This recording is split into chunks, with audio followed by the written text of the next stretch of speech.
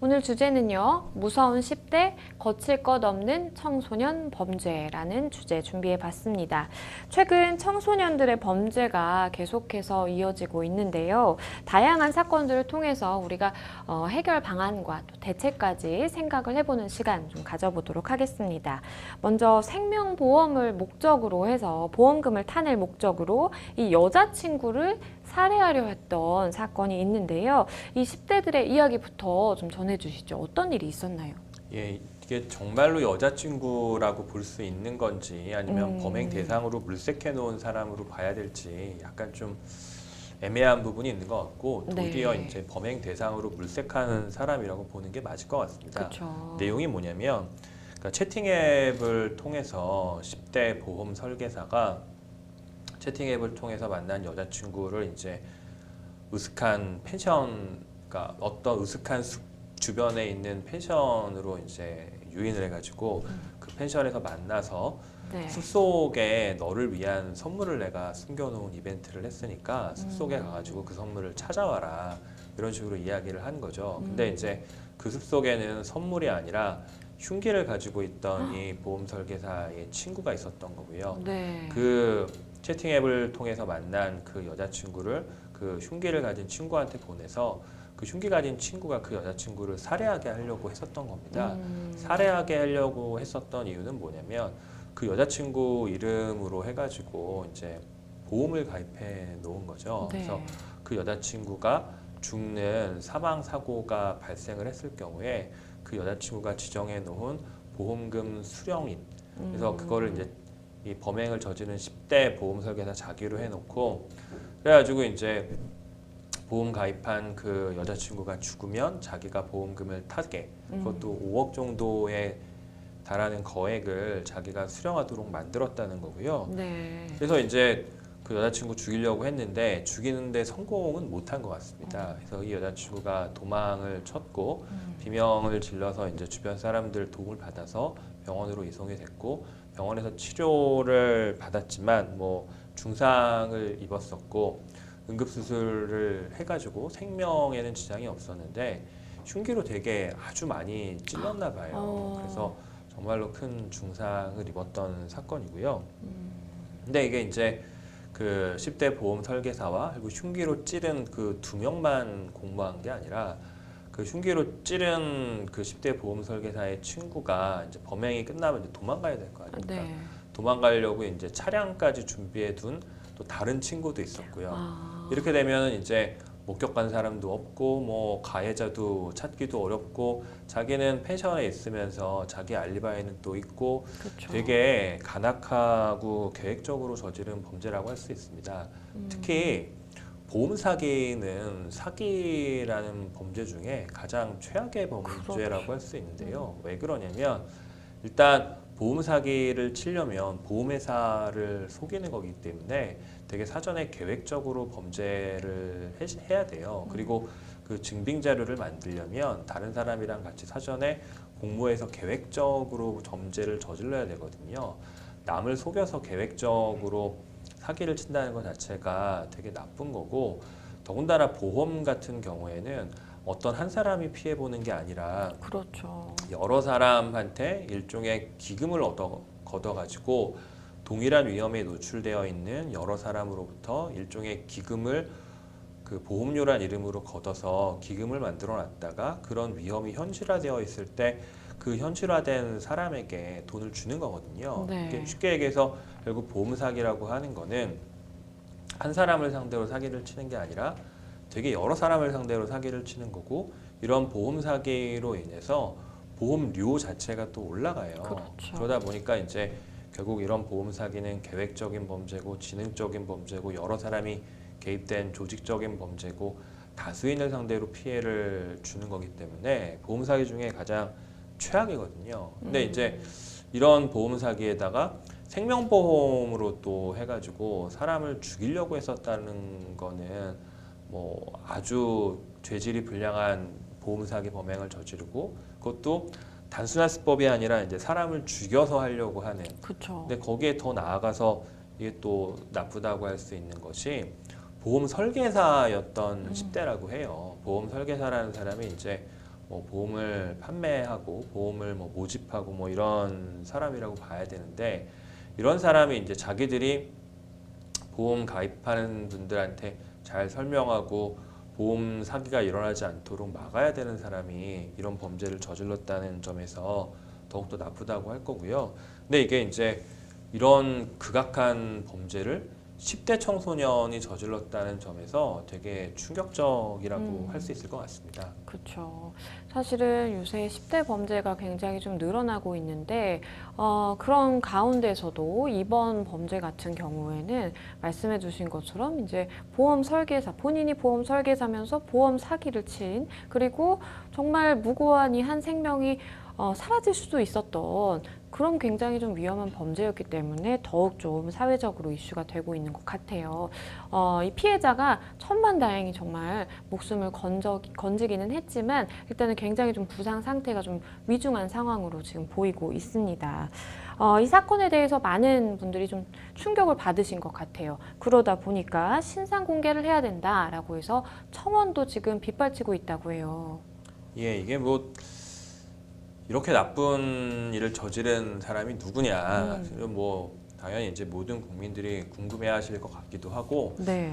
저 녀석이 저런 나쁜 범죄를 저질렀다라는 것들을 이제 일반 국민들이 알아서 저 사람을 조심해라 네. 이런 효과도 있는 거고 또 아울러 이제 그 사람에 대한 사회적인 제재라고 할 수도 있겠죠. 이렇게 네. 신상 공개를 이렇게 하게 되는데 그 원칙적으로는 신상 공개를 잘 안 하려고 하는데요. 되게 잔악한 범죄라든가 국민의 이목과 관심이 좀 쏠려 있다든가 이러면 신상 공개를 할 수가 있습니다. 그런데 이제 청소년의 경우에는 이 사람이 이제 청소년이고 청소년을 바라보는 우리 법의 기본적인 입장은 가르치고 교육해서 건전한 사회의 일원으로 만들어야 되기 때문에 설사 어릴 때 실수를 했다 하더라도 가르쳐서 건강한 사회의 일원으로 만들어야 된다라는 게 이제 우리 법의 기본적인 입장입니다. 네. 그러면 이제 이런 청소년이 아무리 잔혹한 범죄를 저질렀다고 해서 신상 공개를 하는 게 맞느냐라는 이슈가 있을 거고 이 특정 강력 범죄의 처벌에 관한 특례법에 보면 신상 공개 기준을 제시를 하는데요. 이 법에 따라서 이제 신상공개 심의위원회를 열어가지고 범행 수단이 뭐 잔인하고 중대한 피해가 발생한 특정 강력 범죄, 그러니까 살인 뭐 이런 건 특정 강력 범죄가 될 거고요. 네. 그리고 충분한 증거가 있고 공공의 이익을 위하면은 이제 신상 공개를 할 수가 있는데 청소년인 경우에는 이 신상 공개를 할 수 없도록 지금 해놓고 있습니다. 여기서 청소년이 이제 그럼 몇 살부터 청소년인가 이런 이슈가 있을 수 있거든요. 이제 미성년자면 다 청소년인가 뭐 이렇게 이슈가 있을 수 있는데 네. 우리 법에는 청소년보호법에서 청소년은 19세 미만으로 하고 있습니다. 그러니까 네. 그 만으로 18세까지는 청소년이기 때문에 뭐 이 사건 범죄를 저지른 사람이 만으로 18세 이하의 사람이라고 하면 신상 공개를 할 수가 없을 것 같습니다. 말씀해 주신 것처럼 만으로 이제 18세 이하 같은 경우에, 그러니까 만 19세가 안 된 이제 사람 같은 경우에는 신상 공개를 할 수 없다라는 이제 말씀을 해주셨고요. 일단은 뭐 기사상에는 이 보험 설계사 A군 같은 경우에 뭐 19세라고 이야기가 되고 있기는 한데 정확한 것은 아마도 만약에 신상공개심의위원회가 열리면 그때 뭐 이렇게 논의돼야 될 부분인 것 같기도 하고요. 일단 굉장히 좀 괘씸한 부분 그리고 죄질이 나쁘다고 볼 수밖에 없는 부분이 굉장히 계획적으로 이 살인을 시도를 한 겁니다. 본인의 범행에 가담할 사람도 친구도 이제 물색해서 같이 이제 공모를 하고 그리고 뭐 말씀해 주셨지만 실제 이제 여자친구라고 보기에는 조금 어렵고 피해자를 물색하기 위해서 사실은 뭐 채팅 앱에 가입을 해서 그 여성을 타겟을 하고 이런 것들이 참 죄질이 나쁘다고 이제 보이거든요. 이 계획적으로 이렇게 살인을 시도한 경우, 이 사건 같은 경우에 어떤 정도의 처벌과 어떤 혐의를 또 받게 될까요? 예, 일단 뭐 사람 죽이려고 했으니까요. 당연히 살인 미수는 당연히 뭐 죄명이 될 것 네. 같고요. 이제 사람을 죽이려고 했던 이유가 보험 사기를 치려고 한 거지 않습니까? 네. 그럼 이제 보험 사기도 성공한 건 아니니까 사기 미수 혐의를 검토하게 될 텐데요. 이런 경우에 이제 자기가 보험금을 직접 청구하지는 않았잖아요. 네. 청구하지는 않았지만 전체적인 범행 내용을 보면 사람을 죽여서 그 죽인 걸 활용해가지고 이제 보험금을 청구하려고 한 거니까 이게 사기죄에서 실제로 사람 죽이려고 했던 행위가 보험 사기를 하려고 하는 실행의 착수가 있다고 볼 수 있을지가 좀 쟁점이 될 것 같고 네. 이런 경우에 이제 전체적으로 봤을 때 이 사람의 범행 계획이나 수법으로 봤을 때 이건 뭐 사람 죽이려고 한 요거 자체를 실행의 착수가 있다고 봐야 된다 이렇게 하면 사기 미수까지 검토할 수가 있을 거고 그다음에 이제 이게 생명보험이지 않습니까? 네. 생명보험은 약간 특이한 게 있습니다. 그러니까 누가 죽었을 때 이제 보험금을 타는 거기 때문에 누가 죽는 사고가 발생하는 거에 대해서 그 사람 동의를 받아야 돼요. 예컨대 지금 이 사건처럼 내가 동의하지 않았는데 보험에 가입하게 만들어 놓고 그다음에 이제 자기를 죽여버리면 그렇죠. 그러면 그거는 이제 뭐 이 사람 입장에서는 괜히 보험 가입해가지고 자기가 죽는 게 되잖아요. 네. 그래서 그 생명보험 같은 경우에는 이제 보험 가입하기 전에 그러니까 피보험자라고 해야 될까요? 이 사람이 이제 그 죽는 보험 사고가 발생하는 그 해당 사람 그 사람한테 생명보험 가입할 건지 말 건지 동의를 받게 되는데 네. 여기서 이제 그 여자친구의 동의를 받아가지고 보험 가입을 시켰는지는 잘 모르겠습니다만 만약에 이제 그런 동의 없이 자기가 보험 설계사라고 하는 지위를 활용해서 그렇죠. 동의한 걸로 서류 적당히 꾸며가지고 했다고 하면 그 동의한 내용 자체가 사문서 위조와 위조사문서 행사 이런 것까지도 해당할 여지가 있을 겁니다.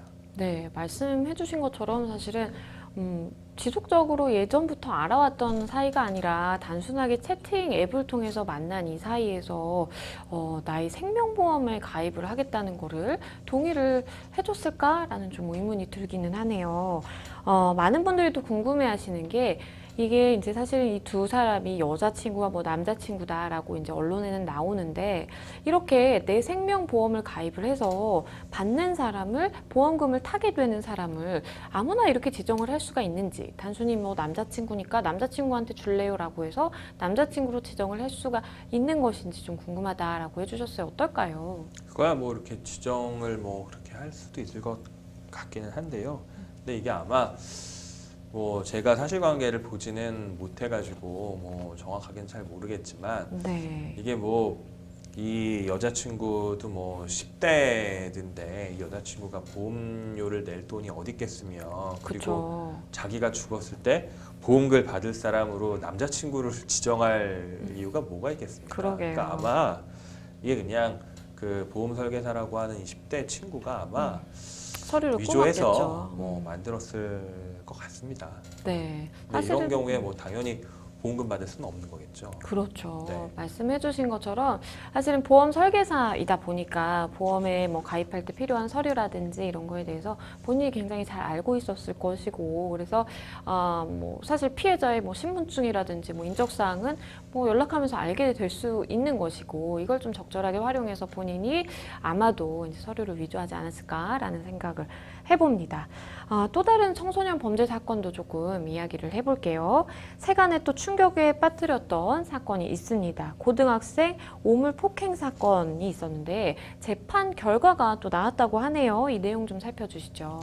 예, 이게 지적장애가 있는 여고생을 모텔로 데려가서 뭐 오물을 뿌리고 뭐 집단 폭행한 사건으로 10대 네. 남녀 5명이 이제 그 재판에 넘겨졌었는데요. 이거에 대해서 그 2명의 여자 그 17살 A양, B양에게는 각각 이제 징역 2년에 단기 1년 8개월의 실형 그리고 장기 징역 1년에 단기 10월의 실형 이렇게 선고가 됐었고 이제 다른 10대 남성 3명에게는 징역 1년에 집행유예 2년 이렇게 형이 선고가 됐습니다. 이게 이제 1시간 35분 동안에 지적장애가 있는 17살 여고생을 감금하고 네. 뭐 머리채를 잡고 협박해서 옷 벗게 하고 머리를 변기에 내리 찍고 뭐 침을 뱉고 침이랑 담배꽁초가 있는 재떨이랑 음료수, 샴푸 이런 거를 막 피해자 몸에 붓고 이게 정말 모멸감에 시달렸을 사건인데요. 이제 네. 이 사건에 대한 재판 결과가 이렇게 나왔습니다.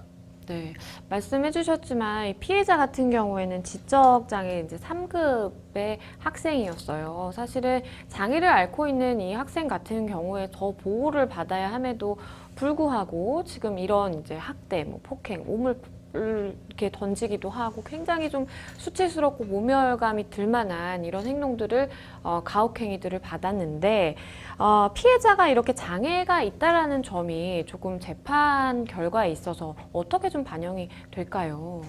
이게 이제 사람에 대해서 이제 범죄를 저지른 사람에 대해서 양형을 정할 때 여러 가지 검토하는 요소들이 있습니다. 네. 그러니까 제일 중요한 게 이제 피해를 준 거니까 피해를 입은 사람의 피해 정도, 그리고 그 피해를 입은 사람의 피해를 나중에 회복을 시켰는지 여부, 그리고 범행 수법, 그리고 그런 범행을 왜 저질렀는지, 그리고 그런 범행을 혼자 한 건지 다른 사람이랑 같이 한 건지, 뭐 우발적으로 한 건지 미리 계획해서 한 건지, 이렇게 여러 가지가 있을 수 있는데요. 이 사건 같은 경우에는 이제 피해자 개인의 측면에서 지적장애가 있으면 당연히 보호받아야 될 그렇죠. 대상인데, 그런 점을 악용을 해가지고 가해행위를 한 거고, 더군다나 가해행위가 아주 극악한 수준이니까요. 이거 어떻게 생각해 보면 우리가 이제 영화 같은 곳에서나 그냥 뭐 보는 뭐 거의 상상 비슷하게만 있는 일을 현실화한 거니까요. 뭐 이런 거에 대해서는 정말로 엄벌을 하는 게 당연한 것 같고, 네. 지금 재판부에서 지금 내린 형이 뭐 어떻게 생각하면 뭐 경미하다고 생각하실 수도 있는데, 지금 법원의 양형 실무라는 관점에서 바라보면 뭐 나름 법원 입장에서는 현재의 양형 실무에서는 되게 중한형을 선고한 셈입니다. 네, 그만큼 재판부 입장에서도 이 죄질을 굉장히 좀 나쁘게 바라본 것 같아요. 이런 장애가 있는 피해자에 대해서 이렇게 가혹하게 행위를 한 점에 대해서 굉장히 좀 나쁘게 바라봤다라고도 해석을 해볼 수가 있을 것 같아요. 최근에는 이제 10대들의 도박 문제도 불거지고 있는 상황인데요. 어떤 일이 있었나요? 이게 이제 도박이 사실 예전에는 도박이라고 하면 네. 뭐 어디 숨어서 하는 도박, 뭐 산에서 뭐 비닐하우스 같은 곳에서 모여가지고 하는 도박을 한다든가, 아니면 뭐 몰래 만들어져 있는 도박장에 가가지고 한다든가, 그러니까 막 그 단속을 피해가지고 막 번개 도박처럼 막 그쵸. 여기저기에서 뭐 하고 도박 어딘가에서 했다가 뭐 장소를 뭐 옮기고 뭐 이런 것들이 많았는데, 요즘엔 이제 도박이 좀 달라졌어요. 네. 무슨 어떻게 달라졌냐면 인터넷 불법 도박이 정말 많아졌습니다. 그쵸. 특히 이제 요즘에 이제 뭐 문자 같은 걸로 보면 뭐 이런 도박이 있다고 문자로 이렇게 막 도박 홍보가 오는 경우들도 네. 있더라고요. 특히 뭐 요즘에 코로나로 이제 그 출입 명부 같은 거를 쓰면서 전화번호들을 막 하다 보니까 그런 전화번호가 노출돼서 그런지 뭐 여기저기서 뭐 이상한 그쵸. 문자들이 막 와요. 거기 보면 불법 도박 광고도 오고, 특히 또 인터넷으로 이게 뭐 검색해 보면 불법 도박 사이트가 인터넷 검색하면 막 나옵니다. 예. 그러니까 이제 이런 불법 도박에 이제 접근하기가 되게 쉬워진 세상이 됐고, 네. 이걸 이제 10대들 사이에서도 이게 막 전파가 되다 보니까 10대들이 뭐 인터넷으로 불법 도박이니까 특별히 신원 같은 거 확인할 것도 아닌 거고, 그러니까 10대들이 이제 불법 도박을 인터넷으로 막 많이 하게 되는 거죠. 네. 그러다 보니까 이제 10대들의 도박 중독 문제도 되게 막 지금 이슈화가 되고 있고, 도박한 사람들이 누군지 추적을 해보니까 알고 보니까 10대고 뭐 이렇게 많이 발생하고 있고요. 그래서 이제 온라인 도박에 빠진 청소년이 3년 만에 한 50%가량 늘어났다. 뭐 이런 통계도 있고요. 그리고 이제 10대들이 이렇게 해가지고 뭐 불법 도박 해가지고 돈을 좀 땄다 하면 또 네. 자기들끼리 막 자랑을 해요. 그러면 뭐 거기에도 또 들어가게 되고, 뭐 이러다 보니까 도박 몇 번 해본 사람들 10대들 사이에서 도박이 좀 퍼지게 되고, 이게 이제 10대들이 이제 아무래도 청소년이다 보니까 자제력이나 절제력이 좀 부족할 수가 있어서 그쵸. 중독 수준으로 빠지는 뭐 이런 어. 일도 생기고 있다고 합니다. 근데 결국 뭐 도박에 빠지면 집에 있는 돈 같은 거를 막 이렇게 훔치게 되고, 그쵸. 친구 돈 뭐 뺏게 되고 뭐 이렇게 돼서 뭐 제2의 범죄까지 발생하게 되니까 이게 좀 사회적으로 문제가 있는 것 같습니다. 그렇죠. 아무래도 이렇게 이제 뭐 그 게임이라고 생각해서 단순하게 이제 접했다가 중독이 되게 되면 그 돈을 사실은 마련을 해야 되니까 본인 입장에서도 청소년이다 보니까 또 돈이 없고 그러면 이제 뭐 친구한테 돈을 뺏는다라든지 아니면 앞서 설명드렸던 것처럼 거액의 또 뭐 보험금을 노리고 보험 사기를 저지른다라든지 이런 사실 추가적인 또 범죄가 발생할 가능성도 우리가 가볍게 볼 수만은 없을 것 같아요. 그런데 얼마 전에 이제 이런 뉴스들 많이 들으셨죠? 배달 기사가 손님 카드를 불법 복제한 사건 발생해서 굉장히 많은 언론들에서 다뤄졌는데요. 그런데 이 일당의 총괄책이 10대였다고 하네요. 예, 이것도 참 10대 범죄가 이제 진짜로 점점 지능화되고 뭐 조직화되고 뭐 이런 것들을 보여주는 건데 신용카드를 이제 불법 복제하는 수법이 있습니다. 네. 카드 복제기에 신용카드 마그네틱 선을 이렇게 한번 긁는 거죠. 그러면 네. 그걸로 인해서 신용카드의 정보들을 입수한 다음에 그걸 활용해가지고 신용카드를 불법 복제해서 막 쓰는 거죠. 그러면 카드 불법 복제에 성공하게 되면 그 카드로 막 여기저기서 쓰니까 그걸로 이제 돈도 뭐 많이 벌 수 있게 되고 그리고 그것 때문에 이제 피해보는 사람 입장에서는 뭐 이게 뭐지? 뭐 이렇게 당황스러운 일들이 발생하게 되는데 근데 그 이런 신용카드를 이제 어떻게 불법 복제할 건가 뭐 이런 이슈가 있거든요. 그러니까 일단 복제를 해야 그 불법 복제한 신용카드로 이제 범죄를 저지르니까요. 근데 이제 이런 불법 복제하는 거를 배달 기사를 활용해 가지고 하는 거죠. 그러니까 요즘에 이제 배달이 되게 일상화돼 있지 않습니까? 그래서 네. 배달하는 거에 보면 보통 인터넷으로 결제까지 다 하는 경우도 있는데 현장에서 결제하는 경우들이 또 종종 있거든요. 그쵸. 그럼 그때 이제 불법 카드 복제기를 가지고 가서 일단 그었다가 아 이게 잘 안 됩니다 하면서 이제 다른 걸로 결제하겠습니다.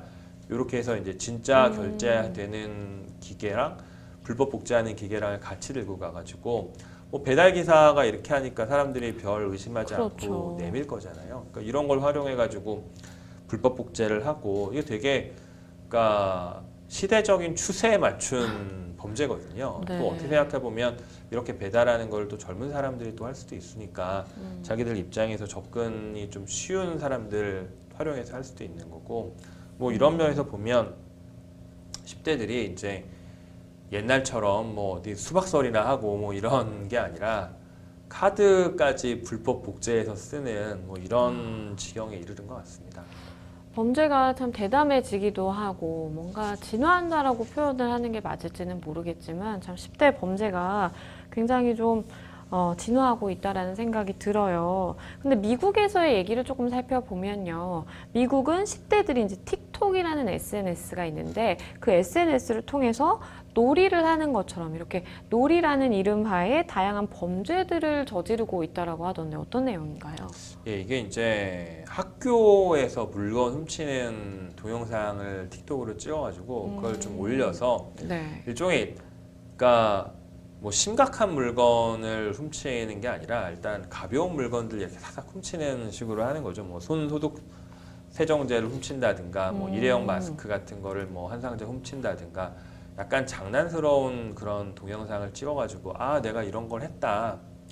그러니까 그 인터넷 동영상으로 올릴 만큼 그렇게 죄의식이 없는 거죠. 그러게요. 그런 거 이제 놀이처럼 이렇게 즐기면서 10대들 같은 경우에 아무래도 판단력이 아직은 미성숙하기 때문에 동료 또래 집단이 이런 일을 했다 그러면 모방하는 심리가 많고 특히 이제 약간 이런 식의 범죄 같은 경우에는 뭐 대담하다, 내가 뭐 힘이 세다, 내 일종의 뭐 영웅 심리 뭐 이런 것들이 작동을 해서 어우 저 되게 뭐 대담하고 멋있는데 이런 식의 생각들을 좀 불러일으키는 것 같아요. 그러다 보니까 미국에서 이제 처음에는 학교 화장실 물건 같은 거, 뭐 화장지 같은 거 훔친다든가 뭐 이런 정도를 하다가 이젠 그게 이제 더 발전해가지고 학교 뭐 물건을 부순다거나 뭐 이런 것까지 이렇게 동영상으로 찍어서 뭐 공유를 하는 이런 일들이 발생하고 있다고 하고요. 미국 자체에서는 이제 이런 거 근절하려고 뭐 엄중 경고하고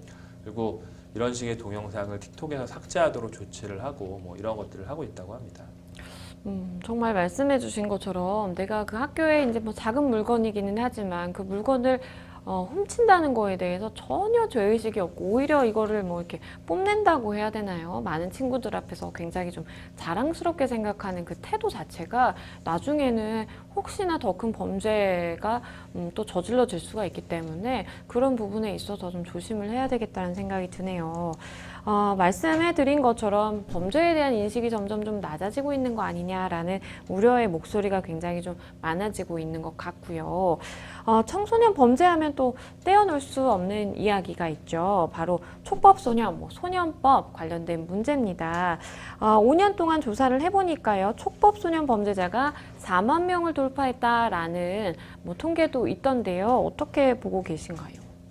그게 이제 그 범죄에 대한 인식이 사실 점점 낮아지고 있는 것은 사실이고요. 이런 네. 것들을 이제 사회적으로 좀 분석을 해보면 그 무수히 많은 방송 매체가 있습니다. 뭐 유튜브도 있고, 뭐 틱톡이라는 매체도 있고, 뭐 인터넷도 있고, 뭐 아주 많은 방송 매체가 발생을 하면서 서로 자기를 봐주기를 바라는 시대가 됐어요. 그러다 보니까 강렬하고 더 자극적이고 뭐 통상은 일어나지 않는 되게 충격적인 장면이라든가 이런 일들을 이제 많이 송출하고 있고요. 이러다 보니까 이제 이런 범죄적인 순간이라든가 무슨 조직폭력배를 뭐 우상화한다든가 조직폭력배 간의 그 부적절한 의리 같은 거를 마치 그 또래 집단 간의 의리인 것처럼 착각한다든가 이런 일들이 많이 생기는 것 같고 또 일종의 소영웅주의 비슷하게 해가지고 뭐 실제로는 범죄인데 자기가 되게 힘이 세고 대담하다라는 걸 과시한다든가 뭐 이런 식으로 범죄에 대한 인식이 좀 약간 그 이건 안 되는 거다 이런 인식이 좀 낮아지고 있는 것 같아요. 그러다 보니까 이런 판단력이 좀 부족한 어린 학생들 사이에서 이런 범죄가 더 퍼져가고 있는 것 같고요.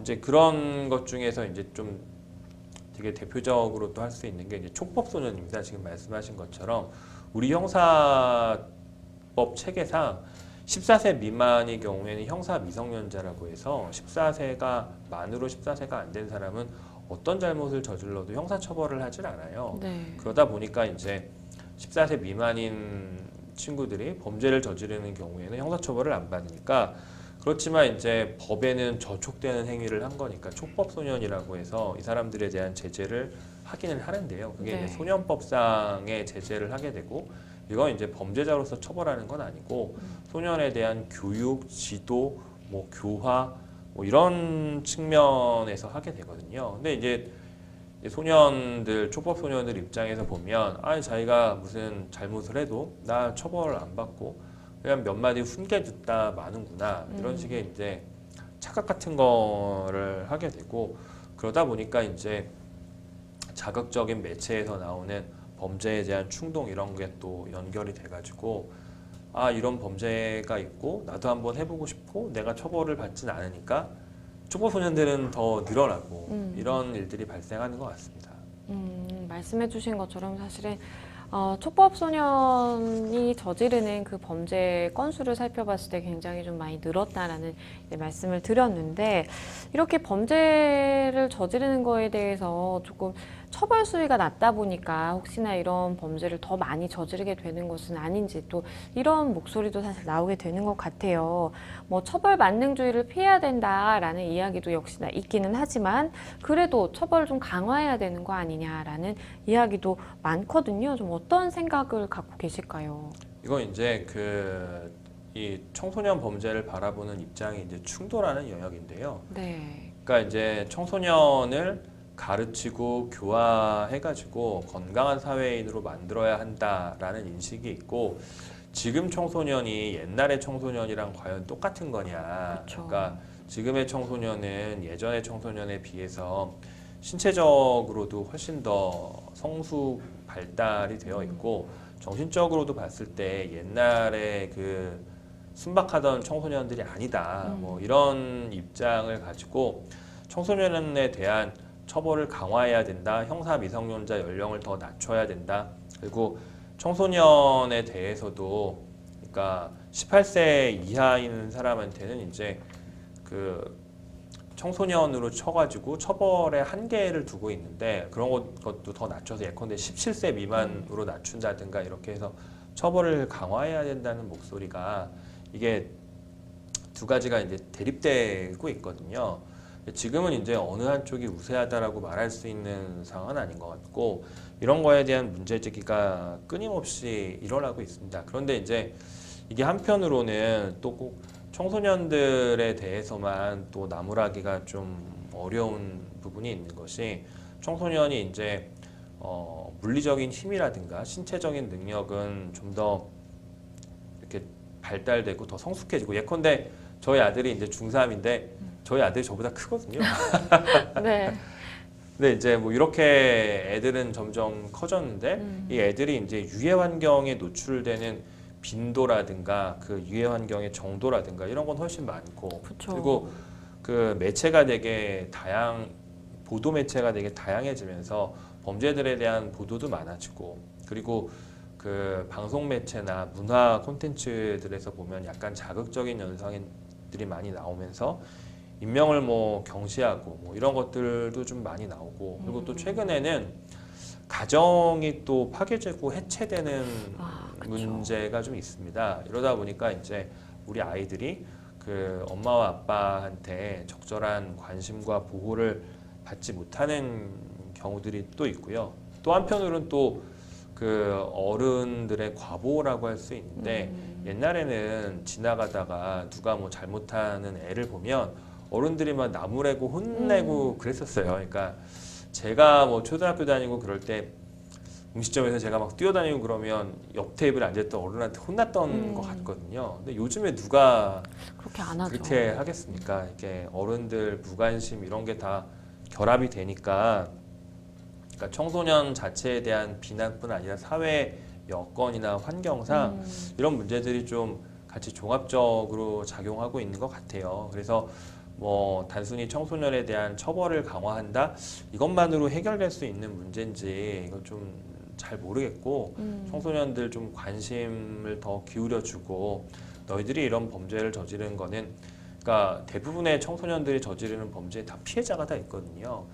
너희들이 이런 범죄를 저지르면 이러한 피해 입는 사람들이 나오는 거고 뭐 이런 것들에 대한 충분한 교양이나 교육 같은 게 많이 이루어져야 될 것 같고요.